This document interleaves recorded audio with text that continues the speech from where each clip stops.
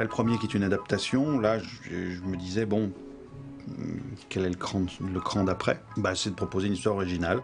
Et c'est vrai que cette idée d'histoire originale, ça a été le moteur pour repartir sur un deuxième. Le domaine des dieux est un huis clos, tout se passe à côté du village, avec César qui vient construire ses immeubles au pied du village. Là c'est une aventure, il y a la notion de périple déjà. Qu'est-ce qui adviendra si Panoramix ne peut plus faire la potion? Ça n'a pas été abordé. Mais c'est vrai qu'on a déporté l'histoire vers Panoramix. C'est Panoramix qui est le héros de cette histoire, avec son antagonisme qui est le méchant. Le méchant, c'est ce qui m'a donné envie de faire le film. C'est pour le méchant que j'ai voulu le faire, parce que le méchant, il est bon. Écrire une histoire, c'est forcément essayer de répondre à tout. Question, puisque Panoramix possède la potion magique, pourquoi est-ce qu'il sauve pas la Gaule entière? Pourquoi est-ce qu'il garde ça pour lui? Il y a des peuples gaulois qui sont opprimés. Parce que moi, ce que j'aurais pas voulu, c'est survoler ces trucs-là.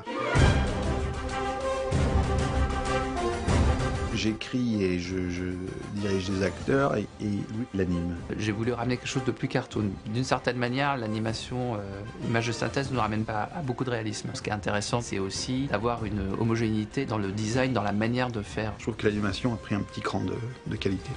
Des cheveux sur un gros pif comme Astérix, l'idée c'est pas d'avoir des cheveux qui ressemblent à des vrais cheveux, mais c'est d'avoir des cheveux qui sont dans l'esprit de la BD. Pour designer un film, le sujet c'est vraiment le design d'un côté des décors et de l'autre les personnages. Pour ces deux domaines-là, on passe par le dessin traditionnel, le trait. C'est tous ces petits détails qui vont faire que l'image globale va être belle et surtout, on va vraiment se dire oui, on est clairement dans un film d'Astérix et pas dans quelque chose qui est un peu presque réaliste, presque jeu vidéo.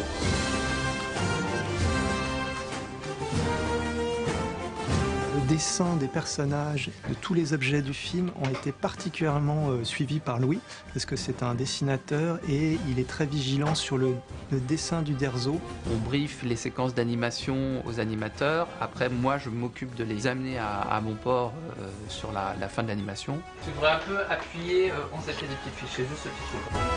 J'essaie de voir si ça peut coller au personnage, mais c'est vrai que c'est lui qui va diriger les comédiens, c'est son boulot, il le fait très bien.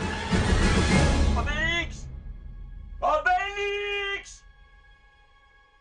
Obélix! Ces dialogues, c'est du Astérix / clavier. Obélix! Ouais, c'est un Astérix clavier là.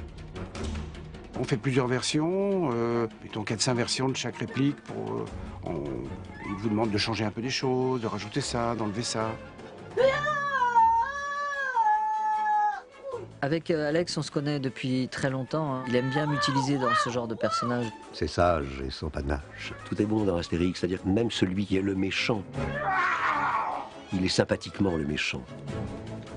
Oui, voilà, on a l'impression que déjà... Il y a une espèce d'expressivité. On peut retrouver toute la BD, mais quand même avec des acteurs qui tiennent les personnages. Panoramix! Mon nom est Jean-Patrick. Pour moi, c'est un peu la manière rêvée de raconter un Astérix. Tu es sûr qu'un enfant ça passera, Panoramix? Quand j'étais petite, je regardais beaucoup Astérix à la télé, donc oui, forcément, ça fait bizarre de faire une voix dans ce film.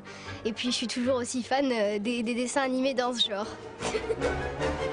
C'est devenu au fil des temps un peu comme Mickey Mouse, avec toujours la peur de se dire on va essayer de pas le maltraiter, mais en tout cas d'éviter d'être trop lisse avec ce personnage. J'ai pas de technique particulière pour respecter les choses. Je ferais pas ça si je respectais pas déjà Astérix. Ce film est bon. Il donne envie, il y a de la bonté là-dedans, il y a de l'humour, il y a du bon enfant. C'est toute l'ampleur du jeu d'acteur et toute la possibilité, la magie et le monde de l'enfance que représente l'animation et le dessin. Et vraiment, pour raconter ça, c'est rêver.